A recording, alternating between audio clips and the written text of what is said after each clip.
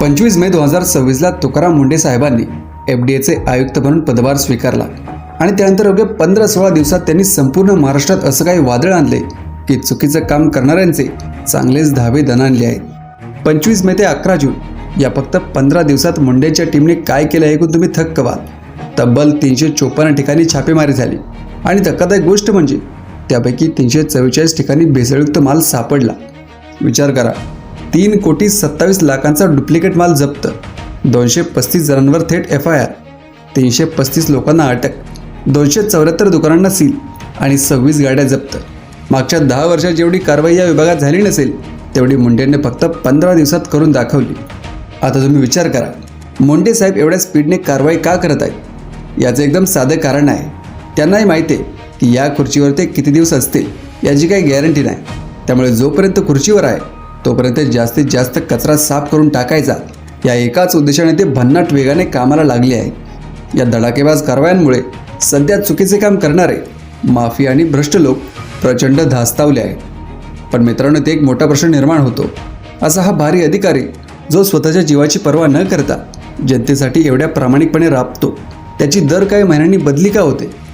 आत्तापर्यंतच्या करिअरमध्ये त्यांच्या तब्बल 25 बदल्या झाल्या आहेत, पण त्यांच्या इतक्या बदल्या का होतात? याची कारण काय आहे? तर आजच्या या व्हिडिओमध्ये आपण याच प्रश्नाचं उत्तर शोधणार आहोत आणि याची 5 मेन कारण आपण व्हिडिओमध्ये पाहणार आहोत। शेवटचं कारण तर सगळ्यात महत्त्वाचं आहे, त्यासाठी व्हिडिओ शेवटपर्यंत नक्की पहा। मित्रांनो, पहिलं आणि सर्वात महत्त्वाचं कारण म्हणजे त्यांची काम करण्याची पद्धत।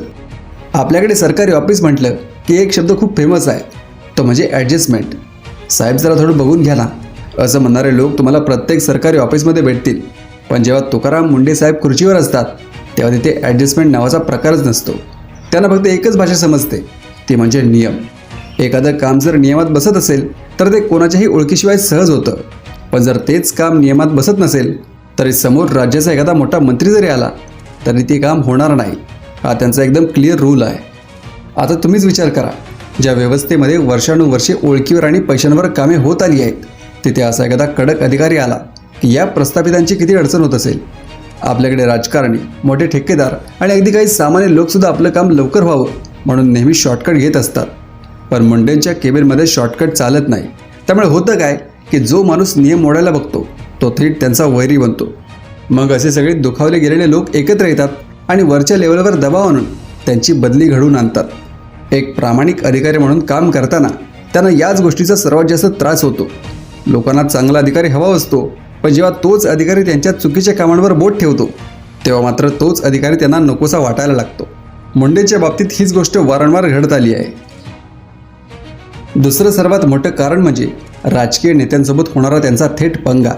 आपल्याकडे एक जणू नियमच बनून गेलाय की सरकारी अधिकाऱ्याने स्थानिक आमदार, खासदार किंवा नगरसेवकांचं ऐकलंच पाहिजे। नेत्यांच्या कार्यकर्त्यांची कामं नियम बाजूला ठेवून फटक्यात झाली पाहिजेत अशी त्यांची अपेक्षा असते। पण तुकाराम मुंढे याला अपवाद आहे। ते राजकीय नेत्यांच्या दबावाला अजिबात भीक घालत नाहीत। जोपर्यंत काम जनतेच्या फायद्याचं आणि नियमात आहे तोपर्यंतच ठीक, पण जिथे चुकीच्या कामासाठी नेत्यांचा फोन येतो तिथे मुंढे साहेब थेट तोंडावर नाही म्हणतात। यामुळे होतं काय की या नेत्यांचा इगो दुखावतो। अरे, हा अधिकारी माझं ऐकत नाही, मग लोकांमध्ये माझा रुबाब कसा राहणार असा प्रश्न या नेत्यांना पडतो। याचं सर्वात मोठं आणि गाजलेलं उदाहरण म्हणजे नवी मुंबई महानगरपालिका। जेव्हा मुंढे तिथे आयुक्त म्हणून गेले तेव्हा त्यांनी तिथे सुरू असलेल्या राजकीय हस्तक्षेपाला पूर्णपणे ब्रेक लावला। अनेक बेकायदेशीर कामांच्या फाईल्स अडवल्या, अनधिकृत बांधकामे पाडली आणि याचा रिझल्ट असा झाला की नवी मुंबईतल्या सर्वच पक्षांचे नेते, मग ते सत्ताधारी असोत किंवा विरोधक, सगळे मुंढेंच्या विरोधात एकत्र आले। त्यांनी चक्क आयुक्तांवरच अविश्वास ठराव आणला। एका प्रामाणिक अधिकाऱ्याला हटवण्यासाठी सगळे राजकीय पक्ष कसे एकत्र येतात याचे हे एकदम जिवंत उदाहरण आहे। लोकांचा मुंढेंना फुल सपोर्ट होता, जनता रस्त्यावर उतरली होती, पण शेवटी राजकारणापुढे जनतेचा आवाज दाबला गेला आणि त्यांची तिथून बदली झाली। नेत्यांना असा अधिकारी हवा असतो जो त्यांच्या तालावर नाचेल, पण मुंढे कोणाच्याही तालावर नाचत नाहीत आणि म्हणूनच त्यांना वारंवार साईडलाईन केलं जातं। तिसरं कारण म्हणजे भ्रष्ट सिस्टीम आणि माफियांचे बंद पडलेले धंदे। मित्रांनो, कोणत्याही मोठ्या शहरात किंवा जिल्ह्यात शेकडो हजारो कोटींची टेंडर्स निघतात। रस्ते, पाणी, कचरा उचलणे यात खूप मोठे आर्थिक व्यवहार गुंतलेले असतात। वर्षानुवर्षे ठराविक ठेकेदार आणि अधिकाऱ्यांची एक साखळी बनलेली असते ज्यात सरकारी पैसा राजरोसपणे लुटला जातो। पण जेव्हा मुंढेंची एखाद्या ठिकाणी पोस्टिंग होते तेव्हा ते सगळ्यात आधी जुन्या टेंडर्सची आणि फाईलची चौकशी सुरू करतात. जिथे जिथे गैरव्यवहार दिसतो तिथे ते थेट टेंडर कॅन्सल करतात आणि संबंधितांवर कडक कारवाई करतात. नाशिक महानगरपालिकेत आणि नागपूरमध्ये जेव्हा ते होते तेव्हा त्यांनी अनधिकृत बांधकामे आणि अतिक्रमणांवर अक्षरशः बुलडोझर चालवला होता. मोठमोठ्या राजकीय नेत्यांचे आणि बिल्डरांचे बेकायदेशीर प्रोजेक्ट त्यांनी थांबवले होते. आता तुम्हीच सांगा, ज्या ठेकेदारांचे कोट्यवधी रुपये अशा बेकायदेशीर कामांमध्ये अडकलेले आहेत ते गप्प बसतील का? अजिबात नाही. हे लोक आपली सगळी ताकद, पैसा आणि राजकीय वजन पणाला लावतात. या अधिकाऱ्याला इथून हटवा नाहीतर आपला धंदा बुडेल ही भीती त्यांना सतावत असते. ते थेट मंत्रालयात जाऊन मोठ्या नेत्यांना भेटतात आणि बदलीसाठी जोरदार लॉबिंग करतात. एकटा अधिकारी किती जणांशी लढणार? जेव्हा तुम्ही भ्रष्टाचाराच्या मुळावर घाव घालता तेव्हा तीच भ्रष्ट व्यवस्था तुम्हाला संपवायला टपून बसते. तुकाराम मुंडेंच्या बाबतीत हेच होतं. ते जनतेचा पैसा वाचवतात, पण ज्यांची दुकाने बंद होतात तेच लोक त्यांच्या बदलीसाठी जोर लावतात. चौथं कारण थोडं वेगळं आणि आपल्या सगळ्यांच्या रोजच्या जगण्याशी जोडलं आहे. ते म्हणजे सरकारी ऑफिसमधली कडक शिस्त. सरकारी ऑफिस म्हटलं की आपल्या डोळ्यासमोर काय चित्र येतं? लेट येणारे कर्मचारी आणि टेबलावर साचलेले फाईलचे ढीग.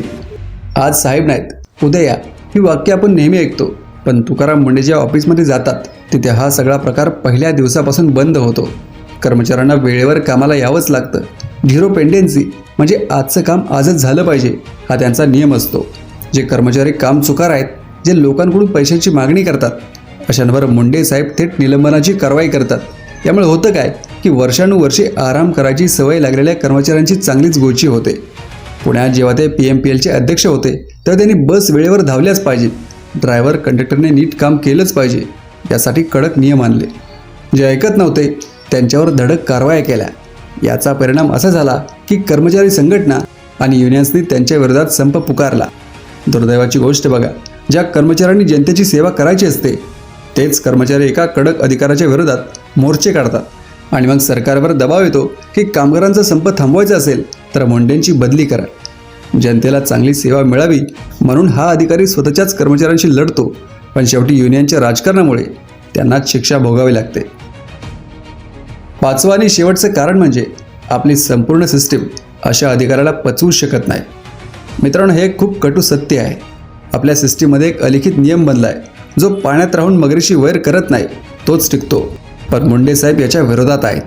व्यवस्थेला असा अधिकारी हवा असतो जो सगळ्यांना मॅनेज करेल, जो सगळ्यांना खुश ठेवेल. पण मुंडेंच्या डिक्शनरीत मॅनेज करणे हा शब्दच नाही. जेव्हा एकटा माणूस संपूर्ण भ्रष्ट व्यवस्थेविरुद्ध उभा राहतो तेव्हा त्याला खूप त्रास दिला जातो. कधी त्यांच्या फाईल पास न करून, कधी त्यांच्यावर खोटे आरोप लावून, तर कधी वारंवार बदल्या करून त्यांचं मानसिक खच्चीकरण करण्याचा प्रयत्न केला जातो.